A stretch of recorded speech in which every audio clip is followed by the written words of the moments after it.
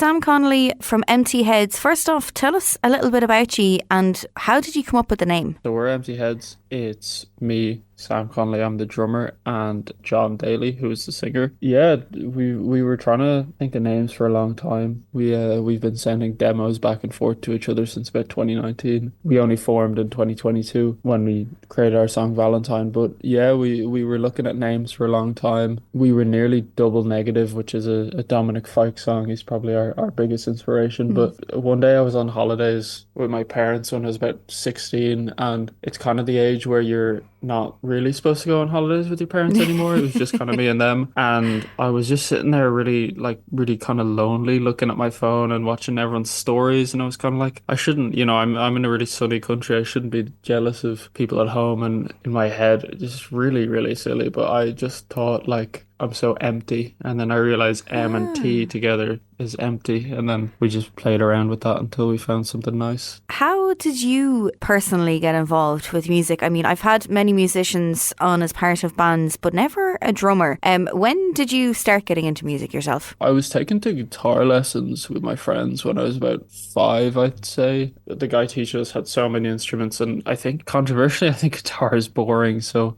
I think I was just getting taught, and I stood up, I just put it down, I got on the drums, and I was like, I want to do this. And the teacher was kind of like, okay, but I think he got on board, and then yeah, I ended up quitting and finding a drum teacher. I actually fell out of love with it for a lot of years. Like I played when I was 5 for about a year. I didn't love the idea of practicing. When I was in 4th year in school, I just I hated it. I didn't like school, so I was bored. I didn't like going in, and then I remembered, oh, I have this childhood drum kit. Let me get back into this. And so when I was 16, I taught myself drums, piano, and ukulele. And you have a couple more in the band. John, as you said, is the lead singer. You've Aisling, Feargal, and Callum as well, who play bass guitar and trumpet. How did you form the band? Yeah, so me and John went to primary school together, so we've known each other since we were about 4. In 2022, he came over one day and with a song, and I thought it was phenomenal, so we started working on that. And at the time I was in BIM, I kind of had access to about hundreds of phenomenal musicians, and we just picked up Aisling, which was amazing. She's a phenomenal bassist, and then we had a different guitarist at the time. But what was really funny is John was telling me, I was always like, we need to add some brass in there, we need some trumpet, we need some saxophone, we need something. So John was saying, I have someone who went to school with me, he's in the year above me, don't really know him, but he played the trumpet. And I just said to John, you need to get onto this guy. And he didn't for so long. He said, oh yeah, I'll do it. Until I just got fed up. Said to Aisling, she plays a lot of different types of music. I said, do you know anyone who would do this? And she said, yeah, I have someone. And John, I don't think John had any idea this was happening. And we just arranged for him to come to a rehearsal, and he comes in the door and John goes, that's the guy I was talking about.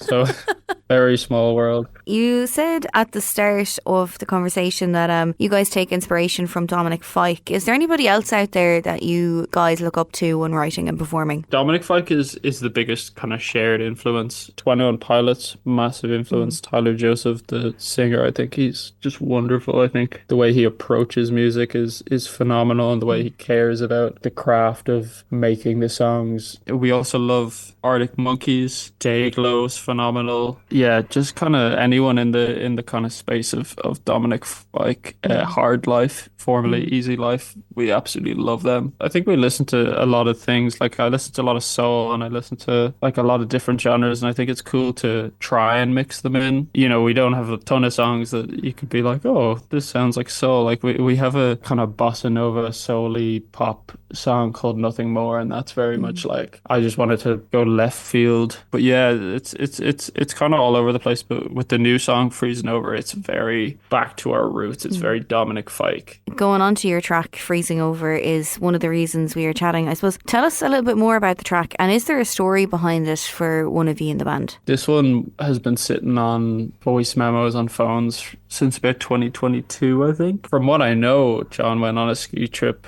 and met someone there. I don't think it went very well. The Oh. song's quite angsty. I think there were two songs about that experience, which is the song I mentioned, Nothing More, which came out in 2023, and then this one, which has just been sitting. We tried to make the song work a few years ago, but sometimes songs just need their kind of time to breathe and figure themselves out. So it's kind of just been sitting. And then I'd say in about September, we decided we sit down with a load of our demos and try to make them into something. Yeah, we just kind of picked out our old work and found that and kind of gave it new life. So we've been working on that one for a long time. And you guys have sold out many headline shows in Whelan's, the Grand Social. You've performed at Sea Sessions as well a couple of years ago. But what has been the biggest or best moment for you as a band? It's hard to say. We've had a lot of recent success. We opened for an American artist called Landon Conrath, who he's kind of where our music lands. But yeah, we just played Dublin New Year's Festival and Whelan's Ones to Watch. So there's a lot of shows that are really cool. We just nearly sold out a headliner in Whelan's. It feels like it's always getting better. I hope it's always getting better. I always trying to push to get better and bigger and more shows. So. And how did the New Year's festival come about? Because that's a massive thing for any artist in Ireland. Yeah, we luckily enough just got an email saying, hey, look, would you like to play this? And they're kind of just asking us like, oh, would you be interested? And I was like, yes, like why would I say no to this? So it was really cool, and all the artists playing it were phenomenal. It was such a good opportunity. And we're going to stick with you just for a second. I have seen that you joined the Killers on stage at Malahide Castle. That's another level of insane. How did that come about? Yeah, that is crazy. I love the Killers since I was younger. They kind of brought me and my best friend together when he moved into my estate, which is fun. But yeah, he just gave me a free ticket, luckily enough. The night before at about 2 a.m. he texted me saying, look, they bring drummers on stage sometimes. If you make a sign, they might bring you up. And just casually. So yeah, he said, yeah, just if you want to do that. And the night before, luckily I saw it straight away, and I stayed up till about 5 making the sign. Which is exactly what you want the night before the gig. I woke up in the morning after making it about 11, and we've a rule at home with drumming. You can't drum until my dad's done work at about 5:30, which is very fair. So at about 11, I started to practice because I've never played the song before. I get about 30 seconds in, and my mum comes down shouting, "What are you doing? What are you doing?" I said, "I'm practicing for later." And she says, "What do you mean you're practicing for later? You're going to a gig." I was like, "Exactly, yeah, perfect. I'll play it." But yeah, I just ended up getting to the gig, and loads of people were just like go in front of me, and I was like, oh, this is great. I might do this every time. So we got to the front, and yeah, they picked between me and another guy, and luckily enough, I got picked. Yeah, I just remember jumping the barrier, and then their security was like, run. And I was like, what? And it just went so quick, and I actually had terrible stage fright at the time. Oh, God. It was just after we had kind of formed the band. Like I'd played in a bunch of bands and done session work before, but I was always terrified of the stage. So I don't know why. I just was like, yeah, I'm ready for this. Perfect. I can't play in for 30 people, but I'll do like 25, 30,000. That's fine. But it was the most fun thing ever. I genuinely didn't feel any nerves as soon as I got on the stage. I have no idea why, but it was just fun. I've always known that I wanted to be like a touring artist. Obviously that's still the dream. But when I was sitting up there, I was like, this is what I want every single night for life. Wow. If I could have it. Going back to the band, is there anything else exciting you can tell us about that is coming in the near future? Maybe some gigs or some more music coming out? We're looking to have a big headliner. I know a big headliner is coming. We're looking to have it in June or July. I know that, take a little gig break to build the hype. Yeah, we have a few more singles coming out.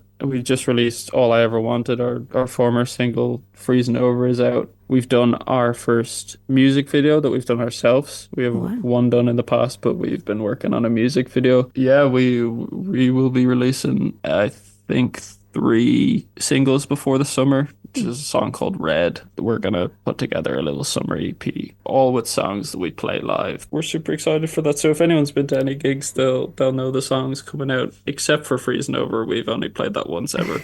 Where can people find you on social media if they're looking to stay up to date with everything or looking to go to that gig in the summer? Well, it's MT.Heads on all social medias, which is the letter M, the letter T, Heads. It's very annoying. A lot of people call us mountain heads. A lot of people call us mount heads. A lot of people call us meat heads, metal heads, anything under the sun. Some people call us empty heads. That's the goal. So yeah, it's I don't know why we put the dot in there. It does look like mountain, but yeah, that's it's empty heads on all streaming services and all social medias.